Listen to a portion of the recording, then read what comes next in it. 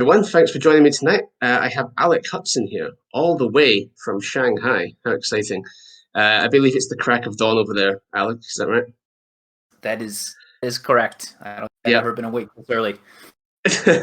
And it's 10 p.m. here in the UK, so we're going to be a little bit zombified, but I'm sure we'll have something fun to say anyway. Alec is the author of, well, most famously, at least to my mind, known for The Crimson Queen, which is book one in the, it's the Raveling series, is that correct? Correct? Yeah. The way, Raveling, yeah. And he has just recently, I think as of yesterday, right? Yesterday, released a new book called The Umbral Storm, book one in The Sharded Few. So, Alec, would you just like to introduce yourself and tell us a little bit about the types of books you write? Sure. First off, happy to be here. Thank you for inviting me over to your channel. I hear of epic fan. As Michael said, The Crimson Queen done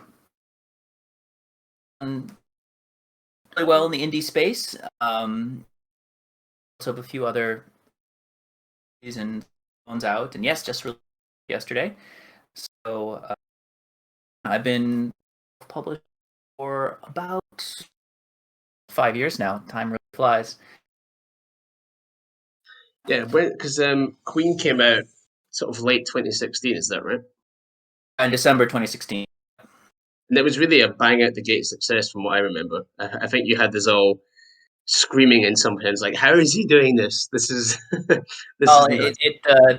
it actually wasn't too much of a mystery. I released the book and it was doing moderately well because I think obviously there's a hunger out there for traditional epic fantasy style books getting met in like traditional publishing. But just stroke of luck, out of the blue, book ended up in the hands of Will White, which I'm sure watchers know him. Would you say he's probably the most successful fantasy author? If he's not, he's be in the great upper anyway. Will Yeah, I would say he in my must book. be he must be uh, the most after Sanderson these days in some sense. Like Oh, yeah, I you're, would you're say, talking about I'm talking across about the board. everyone. Yeah, I can't. I just there's just no way. I mean, I'd love. I mean, we don't know. We don't see numbers and print stuff necessarily the same way. But it's just I can't think of anyone else that compares I mean, he was the number one in the store on order. We out on from pre-order. Yes. anyway, so Will reason really liked it and recommended it in a bunch of different places. It was enough to start my third journey. So I, uh, or how it happened, that's how it happened. Very Still, I mean, you capitalized on it. You had a great cover, and you followed up with other great books. So, what about Umbral Storm? Tell us about that one, the new book. yeah, no, I've finished my Raveling series a ago and to another foray back into big fantasy. An idea kicking around in my head for a while, actually after reading Cradle. Yeah, I guess it's vaguely progression adjacent. That there's a system in the world where characters gain power, and there's these level tiers and abilities and like that. Um, so I had this idea kicking around for a while. Decided I was going to make that book. And I'm not sure how you write, but in terms of when I start a book, I generally have a system worked out and characters and big sense of the world and plot, but a lot of it just sort of organic. It's as I write, then I make sure that's it all comes together. yeah, that's kind of similar. I mean, I tend to start with a plan, but the plan often isn't sufficient once I'm so far into the draft. And I think, especially in Ascendant, I think I had about five passes before I got the magic where I wanted it to be. Magic was originally really soft, and then it got harder and harder and harder and harder until it kind of got to its final variation. But it took about 6 full runs going through the whole, I don't know, first 50% of the book, kind of sweeping through it, making big edits until I felt like it was where I wanted it. And yeah, so I always return to my plan and I try to flesh it out. But yeah, a lot comes up organically, which can be hard to, well, it can be hard to spontaneously come up with the things that feel like you're advancing and deepening the world without breaking it or without being a retcon or inconsistent. That's always something I never want to be inconsistent. That just ruins stuff. And if you do it too much, you might do it accidentally. Then you've, but yeah, a lot of it does come organically, um, including the magic. And then, but once I kind of nail it down after the first book, and then you want to make sure it's as consistent as possible and build upon it. So yeah, similar process for me. I guess I haven't made a system as you, but I guess I find the same thing with the world building. You want it to appear to be thought out and extremely Yeah. layered. At the same, it does develop naturally. So you sort of have to, when the idea comes to you and you're 75% of the way through the book, you have to go back through the book and sprinkle in hints or mentions of this so it doesn't seem rise out of nowhere and actually was Yeah, hinted at earlier. yeah, definitely. I mean, did you ever find this in your previous series that you had an idea saying book 2 or book 3, and you thought, damn, that would be really good, but I kind of can't introduce it now. It seems too vital. Like it should have been this concept or this thing seems important enough that I really ought to put it in one. I kind of want to use it, but you don't want to make it seem like you have just pulled it out of the air. And so there's sometimes that stuff happens and then it falls away, and you think, oh, I just can't put that in, or I can't explore that because I don't. It just would feel off compared to what's come before, and that is a bit annoying. It makes me wonder. I think it was Joe Abercrombie's latest series. He wrote all 3 books and then edited them and then released them. Kind of like a rapid, I guess, like a rapid for trad. But he'd finished them all before he even put one out, so he could go back and do all those things. Is that something that might appeal to you if you ever hit that kind of highs, or do you like just doing it, getting one out, and I think I'm just too impatient. It'd be really right? hard on me to sit on like 2 finished, 100,000 word books. I'm like you. I'm a writer, so that would be a several years gap worth Hmm. putting anything. So I was someone like Phil Tucker, our good friend Phil Tucker, who wrote a book in a month. You It's write a book a week, very, right? very well done. Yeah. Then for him, not a half a year. While a year, I'm getting into this, actually writing a book. It would be tough for me, but I can see benefits. And I had 1,000 words a day. These authors read. That it would be a better way to come together. It is. I mean, it does eventually work itself out. I've found we do sometimes Yes. miss out on those good ideas that halfway through this. Oh, That's okay. Yeah, I mean it's okay. I also have a lot of bad ideas that I need to cut to. So I don't feel too a lot of bad sentences and things like this.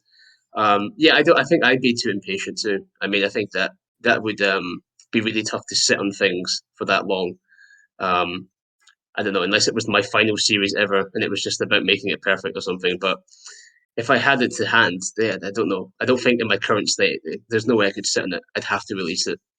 I mean, as soon as the book's done, I almost chuck it out the door immediately. Like as soon as I think Unbound came out October 1st, and the final thing, fully formatted, was ready on like September 24th, or you know what I mean. It was like a in week. time to upload it to There's Amazon. no waiting. It's just it's done. Go go. Get out. Is that one of the reasons that drew you towards self-publishing in the first place? Sorry, what's that? Was Oh, the impatience what oh. drew you towards self-publishing? Honestly, yes. That's actually accurate way because I'd finished the and this was 16 in February, and I really had no conception that self-publishing only read within the sphere. I wasn't that tapped into publishing. I didn't know anything about it. I was just a writer and a reader. So I finished Queen and did querying. I'm not sure if anyone watching knows what querying is, but it's an absolutely horrible process where you just have to find an agent, and after that, then you publishing house. Really arduous process to get, and there's a tremendous power dynamic. The whole process is humiliating. You have to basically abase yourself, an agent's attention, and get them to read something of you. They usually reject you on the basis of verb or synopsis. But anyway, so I started querying. Sent out, a batch of 10 queries as it happened. Got a few rejections and got a little bit of interest. What they do is they ask for a partial and then a full. And if you ask for a full on your book, really good chance they'll represent you, like 50%. Anyway, so they sent out a partial in March. I was quite excited because he was a name agencies in America. But then I never heard from him. I just assumed that he had given up on me. And so like September or whatever it was, I said, I'm just going to self-publish. I don't want to go through this querying, sending out hundreds of queries. I'd learned about self-publishing Michael J. Sullivan. I met online from. Michael and I were actually roommates at Michael J. Sullivan's house for 1 week. We were, yes. Yeah, we were right in the loft, weren't we? Alec heroically killed the biggest wasp I've ever seen in my entire life.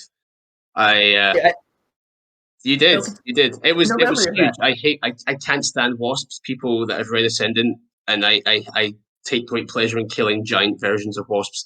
I just, anything that's buzzing around my head, I sort of panic. I have this weird phobia for like wasps. And then I woke up, and on the bedside table was a wasp. I mean, it looked about this big. It looked about the size of my mouse. It wasn't, but it seemed to that big to me. It was huge. Bigger in America. And I was just sort of frozen in fear. And Alec came in, crept up, and like smushed it with a tissue or something. You saved my life, basically, Alec. So no Ascendant wasn't for mine. Exactly. Yeah. So you learned from Michael about self-publishing. Was that just over online then at the time? Yeah. So I just I was feedback on my book. I was working at the time. Wasn't very aware of the whole. I actually started publishing it to an online site called Wattpad. Hang out in like the publishing. That's where I learned about self-publishing, was through Michael's interaction there. So I'm really great for it was about the state of publishing and the future of publishing would look like, which is, I think you both agree, it's publishing direction. Anyway, so I decided to self-publish, and I self-published in December 2016. And by January 2016, my book was doing really well. It was 600 in the store, or something like that. I was just flabbergasted. Then I get an email from the agent who had asked for a partial and eventually a full. I first queried 11 months ago, and he said, "Hey, can you send me a copy of your full manuscript?" Like, yes, too late. It was 11 months ago, and now you want to represent me? Yeah. Do you think that was just coincidence, or do you think somehow he'd seen on how it was doing? Do you think it was just sheer chance? Because I personally think it might just be sheer chance. Like, I think it's sheer chance. I said to him, I was like, I've already published. Okay, well, best of luck then. Right. But I just that it moved that slowly. Publishing. I feel like I had a whole career of time. I probably would have, if I was ever to landed the book, landed an agent, would have taken several years. Time I'd already left my job and now writing full. So it shows the power of publishing, and it is to have that sort of control over your own and that timetable on our publishing. Yeah, I think it just suits certain people better. You know, if you don't feel too afraid of learning all the ropes and whatnot, there is a I think for some people the idea of doing that is scary. But for me, the idea of ceding away a lot of the control is scary, just because I'm that kind of personality. And I like knowing I can release it when I want. I can pick the artist that I want. I like knowing that. It does make it the pressure is all on you, and you gotta pull it out. But like the idea of just sitting there and waiting for information to come to me and not knowing exactly what's happening with it, and that would stress me out more than handling the stuff. I mean, and I think a lot of us are like that. You know, we're kind of a little bit a little bit type A, a little bit OCD, maybe a little bit driven. But yeah, just the idea of waiting around for years to get an answer would annoy me to no end. I mean, even going through this recent flat purchase, like just the time it takes, like just maybe I'm just impatient, but it was sort of stressful. I was like, why is this so long? I couldn't understand. So yeah, I totally agree with you there.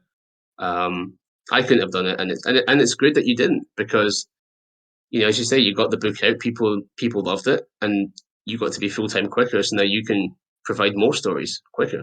You know, exactly as you want to.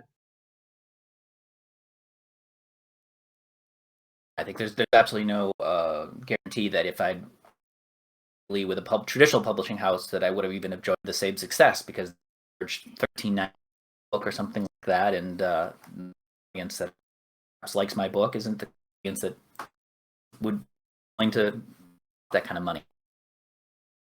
You authors, So you mentioned I sort of seem to write about a book a year. I seem to be very slow in that regard. You said you're sort of in the same boat. Do you ever? Also ties into a question we have from Care Bell and that's listening in. Uh, have you ever had writer's block during that time? You know, is that maybe a reason why it's been slow for you? Have you ever experienced a long period of that? And if so, how did you get through it? Mm, definitely. I do all the time. There are sections of a book that I'm writing that I'm really excited about, and the ideas are popping, and it goes really well. But there are times when I get to a section in a book, and I think it's actually a product of not having this realized in my head, and so it's difficult for me to put that onto a page. Mhm. I found the way for me to get through writer's block is just think about the scene for a period of time, and then usually the issues I have will resolve themselves. Like I make a habit of just going for really long walks for an hour, a few hours at a time, and just thinking about the scene. And usually I can get over that hump. Um, I was working at the same time. It was a lot harder because I just didn't have the time to mental energy thinking through those speed bumps. But that's really where I'm at because I have some moment to think about the situation that I get better. Yeah. So yeah, very slow writer. Very methodical, though. What you said about going for long walks, I think, is a really good tip. It seems to be a real thing. Like, I won't even notice it necessarily, but if I'm walking wherever, I'm not even thinking about the book. The idea something just pops in to fix something, or if not to fix it, improve it, or a slightly different. You know, the it's too long in the page, and then suddenly it just condenses, and I just hear it play out. And that happens when I'm just walking, sometimes running. There's something about moving and sort of not having anything else occupying your time, which I've noticed. I started listening to so many podcasts and things when I was walking around. I wasn't getting the same um, little spurts of inspirational clarity. So I've sort of tried to stop listening to stuff and just let nothing be in my head. And suddenly the ideas will it's like you know your brain works on it for you when it's not busy listening to something else. So it's some strange phenomenon, but it seems to really work. So yeah, if anyone else is stuck, go for a long walk, go for a long walk or a run. Then you get some exercise in, and you fix your book. So see for the price of one. I also need to. I also like being just having someone as a soundboard. Like if I just talk to them, I usually talk myself into the answer. They don't even need to give me the answer. It's just ask me questions like a 5-year-old. Like why, um, why can't they do that obvious thing? And I'll be like, oh yeah, why can't they do that obvious thing? And stuff like that. But just sometimes voicing it aloud as well, it sort of clears up the clutter in some ways. I don't know if you found that. Just speaking aloud I think almost. I think that Albert over here has probably Yeah, worked through many a this issue in my books. yeah, the perfect writing buddy. Uh, insightful questions. Do you ever fight with him over the who's the real author?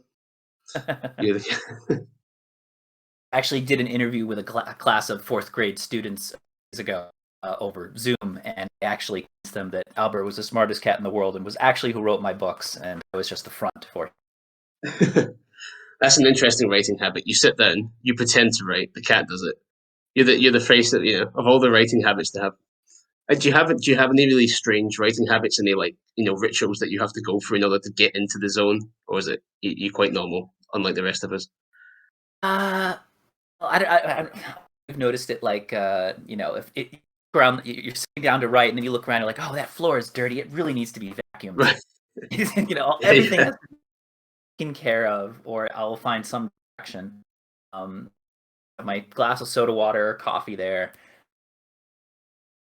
This is a ritual. I usually reread the last couple of days, back in the flow of the story and the writing, start writing again.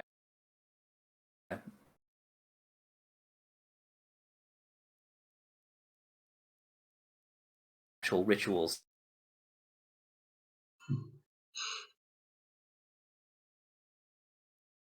I don't really have any rituals myself, other than I have to have a coffee. I have to have gone through every single piece of random admin that I can possibly have gone through to procrastinate. Otherwise, my brain will just, oh, you got to do that thing. That's kind of it. I tend to, because I can shift, and I can kind of work not anywhere, but where I work changes from time to time.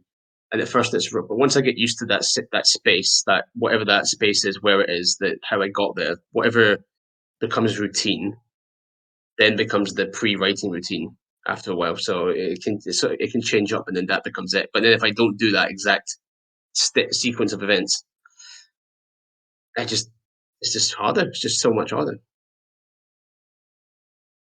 I tend to And there's move good around a reason lot to. too Yeah, during the I do day. lots of frowning, lots of doing this at the screen, like. I want to live stream your writing so people can see you just massaging your temple and Or they the probably see dog. all kinds of stuff. They probably see me like biting my nails and doing all kinds of terrible things like that because I'm just like scratching it, trying to get the words out. There would be a lot of that, and then like there'd be like a really intense half an hour where I'm just like when it's coming, when the words are all coming there, I look like possessed, and then I'll just collapse. So I don't think it'd be a very fun live stream. It's probably why people don't live stream writing. think I've heard of people doing it though. Then Do watched it. they? I think it'll be really weird, but Do they? You just what do I you think like you Brandon watch them, Sanderson right? does it. Sanderson's probably just like for 4 hours straight. Does he ever stop? Is he just like do you watch someone typing, or do they stream the Word document that they're typing in? Like what? I don't understand. Or both. Oh, But I yeah, don't who know. knows? Oh dear. No, not for me. That's too close to people that do the web serials and they release a chapter every week or however.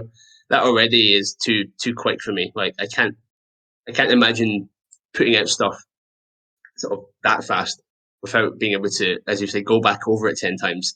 Never mind doing something live that anyone might see live, all my horrible broken sentences and it's all terrible. And I can't, no way, no way. Seeing the really bad ideas before I've taken them out and stuff. Yeah, not for me. I'll stick to being slow and slow, I guess. I'll just stick to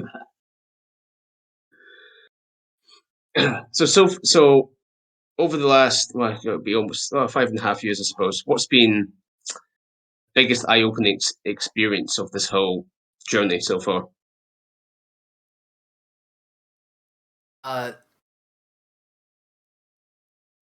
I guess the surprise is just as I said before. I had no idea that self. We've seen at this point it's over 50% of the world in our fantasy or fantasy. Sort of depends by the subgenre, but I mean, to which it's completely almost eclipsed a lot of publishing is pretty cool. It's been very eye opening. And I guess also just the rise of the new genres in fantasy. You know, it was so incredibly popular. Um, it's like lit RPG and fantasy. They're absolutely dominating Amazon, which is the world's biggest store. So it's a huge surprise to me to watch them just basically almost out of nothing. I mean, I realized that there was an in another country, in Russia or in Japan, there were this style of fantasy. But it's just been pretty incredible for me to watch the genres just basically stayed out of Spring out nothing. in real time. Yeah, it's quite. Yeah, I hadn't really thought about it like that actually. But yeah, we've seen entirely new things just pop up, seemingly out of nowhere, become big, and sort of stick around and become their own things, which would have taken potentially decades before to do. In terms of like this, not just the sort of slowness of the publishing industry, but just like the way people would communicate about them and stuff. But it's just all happened so fast. All these new things. It's just this. Yeah, I didn't thought about that actually. But yeah, You but can see how glacial traditional publishing is because they still I don't think they've ever released a lit RPG book, you know, despite the fact that it's so incredibly popular. Anything that's geared specifically towards progression fantasy fans. Or, you know, there hasn't been a run on military sci-fi, which is so incredibly popular on Amazon. So I guess I would say this has also been extremely surprising to me is how they don't even care about what readers want in publishing. You know, they want to tell you what you want to read. They don't actually care about trying to meet the readers out there. And for it seems it's shocking to me that this is where we're at. That books it is does. It's odd. I mean, you get that impression, and then I'll meet people at events, sometimes editors, sometimes marketers or whatever, and they're already so busy doing their own stuff. They sort of don't.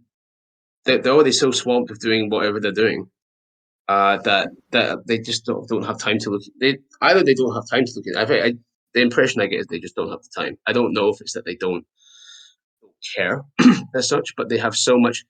Like the way that they do things is they want to sell to every bookstore and they want to sell to foreign presses, and they've got a different mindset about how it all should be. They've got more people to. They're not selling necessarily to the readers. They're selling to the bookshops and they're selling to foreign publishers. So it's really about what the bookshops want to sell, and it's really about what the foreign presses will take.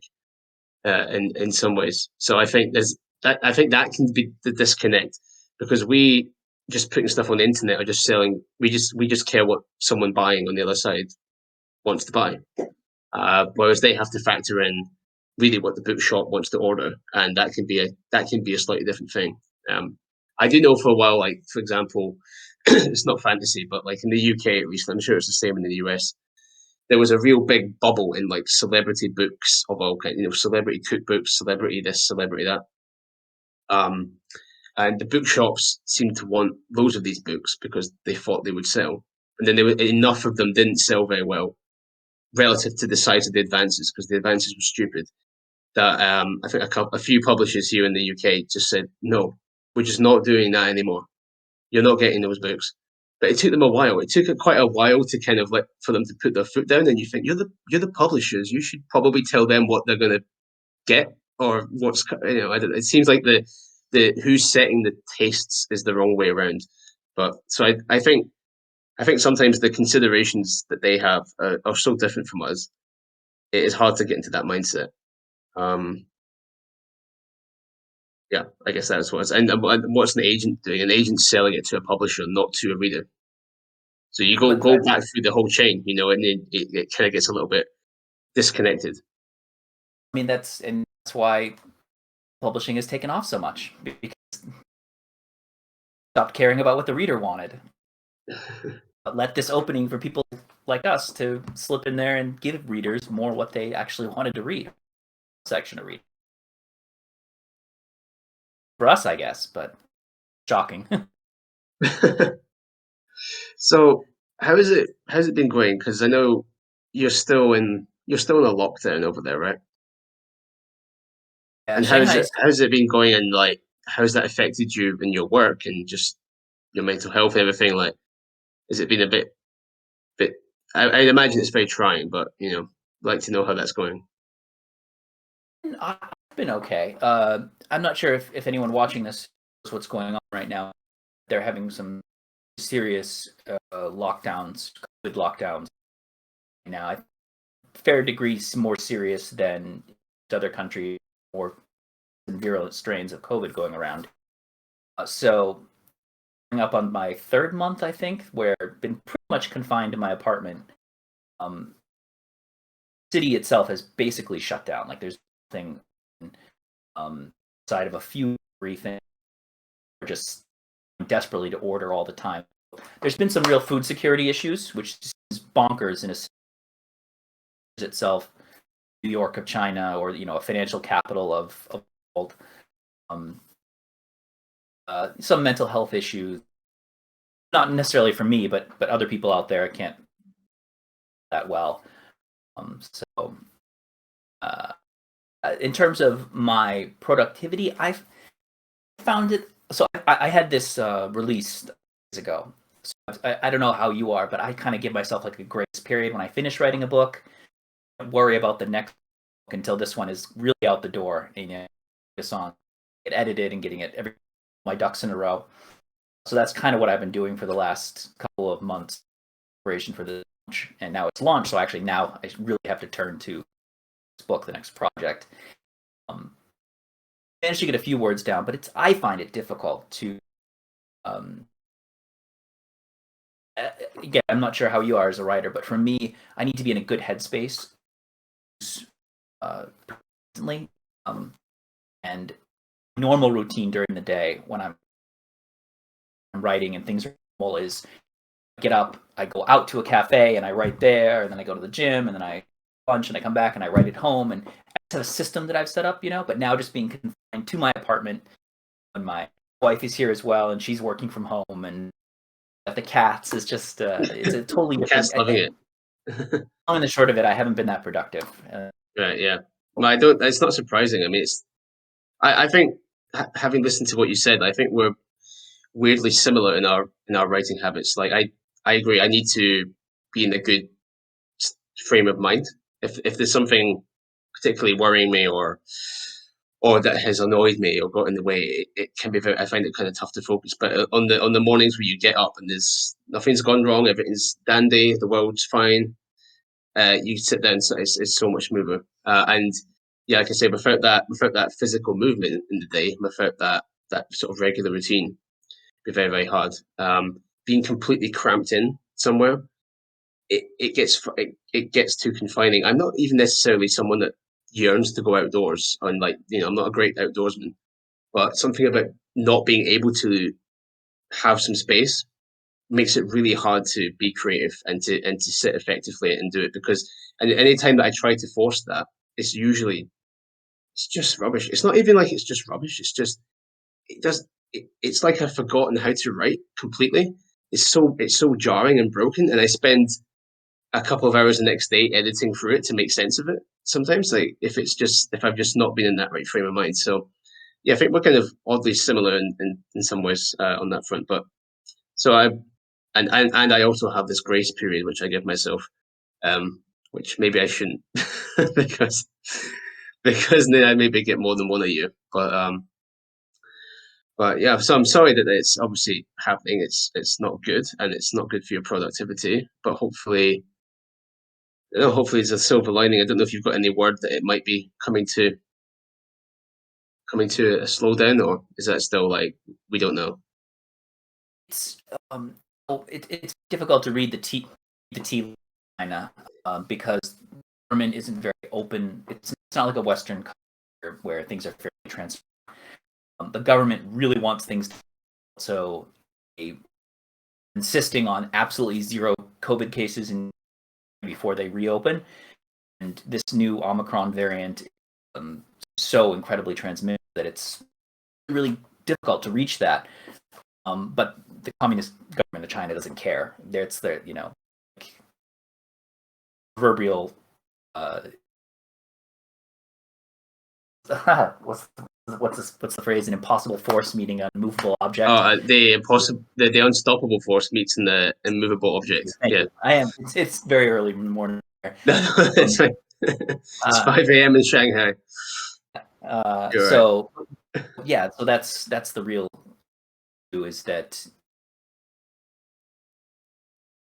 government here always wants reality to conform to what it wants it to be. It doesn't actually care what Yes. reality actually is. Right. And Yeah.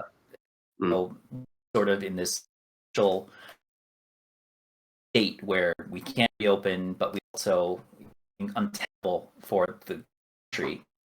His economy is probably because of these lockdowns. So yeah, sorry, this is geopolitical than pushing right now, but this is my life. No, I mean, I can't even. No, I can't even imagine it. Like being locked in like that would. I mean, we all went through a bit of that. We all went through a bit of that to some degree. A couple of years back. But not. Yeah, our lockdowns are not the same as a China lockdown. So we really have no idea. And I would be struggling to. I would be struggling in your position. So I guess if you can, don't be too hard on yourself. Which is a terrible thing to say because people tell me that and I go, shut up, no, it's you don't get it. But yeah, I guess try your best, and everyone, all of our mutual writing friends are here for you if you need to vent. So, living abroad like that, I mean, has living in that completely different culture, has that seeped into the writing that of your current book so far? Have you had any major bits of inspirations, stuff for culture or characters that you've put in already, or is this something that you think you might do later on? In my first series, The Raveling, one of the major empires was truly based on, um, and I definitely had a lot of from living here and wuxia dramas that watches Right. Yeah. people, like, flying around doing kung fu, um, into um, so yeah, definitely. I definitely think that living abroad, and I live in Shanghai, but I COVID traveled a lot. I got a lot of inspiration from um, writing through that. In fact, the first chapter of the Crimson Queen I ever wrote, I went to Wat, which it's a temple complex in the jungles of Cambodia. Woke up really early in the morning and went. So it was like pre-dawn temple complex, and there was no one else there, and so I just kind of like wandered around in these beautiful ruins. The dawn was breaking, alone, and I did feel incredibly inspired. And so I went back to my hotel, like morning all day, and that's how I wrote the first chapter of my first book. So I guess to anyone watching who to be a writer, I think putting yourself in situations like that where you can be inspired, whether it's by nature, going to a great park, national park, or old castle or something like that. Um, that's sort of the primordial ooze of writing, is those kind of experiences. Yeah, I'm not a massive fan of traveling for a few reasons. I mean, I don't. It's just something that I think it's more from being a workaholic that I I have an aversion to it. But when I do go somewhere, even somewhere in Europe, where the culture isn't so different, but it's different enough. I like to try and find just the little things that really stand out to me as something that's odd. That it's perfectly westernized, so it's not that different, but yet they do things a little differently in a lot of ways. Like in Spain, some of the proper tapas bars, they they sort of drop their napkins and whatnot. They drop stuff on the floor, and it looks like a mess to us. To me, I'm like, that place looks like a dump. No, that's the good place because everyone's going in there and eating and dropping stuff. And I just it seems a completely different world. So little bits like that. Sort of stuff in Japan too, little things, just like the hand gestures and things, like little things that stand out to me. I try to grab onto those and hold on to them for something that I may or may not use. Um, that's what kind of inspires me a little bit. Just the sort of small things in some ways, not the massive things. Because when I've seen a lot of cathedrals and I've seen a lot of mountains. I mean, the stuff in Cambodia looks absolutely spectacular. To be fair, but um, yeah, it's not. It's those like smaller things about the different cultures that appeal to me when I That's go a over really there. good point, actually. Yeah, that's those sort of Asia is full of those little cultural idiosyncrasies or that seem very very strange to us. But, yeah, can definitely be an inspiration. So it's very late here. It's late on your end. I won't keep you too much longer. I do like to ask this of everyone that comes on because I think it's really interesting uh, to sort of have a bit of reflection. We've sort of reflected a little bit on your whole on your writing career so far, but if you if you were able to go back in time before you launched Crimson Queen, is there one piece of advice that you'd wish you'd known then, and what would that be? Uh, well, if we were to go really far back in time, I would have told myself that the idea of being a writer is actually viable, that I should move in that direction earlier in my life because I always wanted to be a writer, but it always was it just felt so unrealistic that I perhaps didn't find myself when I was your age and younger. And I really wish I had. I would be a better writer, and also I'd have more material reproduced if I'd taken this seriously as a career path when I'm 25, as opposed to finishing my first book at 35. Um, so yeah, I would definitely want to go back to my year-old self and just shake them and be like, "Look, do this." It can be Uh, done. Yeah. yeah, it can be done. Well, I mean, I don't think any of us could have predicted the rise of self-publishing, allowed writers to act their before that. It was just sort of up to the whims of someone else. There, you had the opportunity, and the vast majority of those people weren't able to do it for a living. But and so, fantastic news for content creators out there. So yeah, I definitely wish that I'd done that. I also wish that I'd the time I was teaching international school in Shanghai when I published the first book, which I didn't expect to do anything. I was shocked when I did well, and I needed to get a second book out. I don't know. I mean, as a teacher of a primary school kids, extremely draining profession. That's and so I didn't have the headspace to instantly. So it took me a while to get a second book out, which affect my trajectory. If I published the second book 6 months after my first, would have retained more published, after my first. Different. I would have, if I could go back in time, I would tell myself, no matter how tired you are, sit down and get 1,000 words out when you come home from work. Right. Would have Yeah. speed up my. That is a tough one to balance though because you don't want to rush it and have it be poor as well. Yeah, that's No, it's a very hard balance. It's something I struggle with all the time because I do the one book a year. I'm always a bit panicked because we know that the algorithm is very fickle. It doesn't always like you. It seems to reward regular content rather than necessarily the best content. Not to say that the things that are doing well aren't good. It's just I don't get the impression isn't that it is somehow self-selecting the best stuff. Sometimes it is often pushing the newest stuff, the things that are most regular. And we see that. But the one thing we know for sure is that if you're quite consistent, you get consistent boosts. Whereas a really good book will always over time just fall away a little bit. It doesn't matter that it could be the greatest thing. It will just sort of slide away over time if something isn't supporting it. So that's about the one constant we know. And knowing, given that it's the one constant we know, you want to probably take advantage of it, but that sort of would force you to write faster, but that might not be the best thing for everyone. So that's got to be the toughest thing actually to try and balance if you're just someone that is a bit slower or you're writing massive books. Like I don't know how long your recent one is, but this one I'm working on is probably going to be 250,000 words. That's pretty big. Like I can't pump that out very. That's going to take some time to get right. I mean, a lot of the And I people who just have to publish accept that. regularly, But it's they're writing 80,000 word books. So you've essentially written 3 books volume.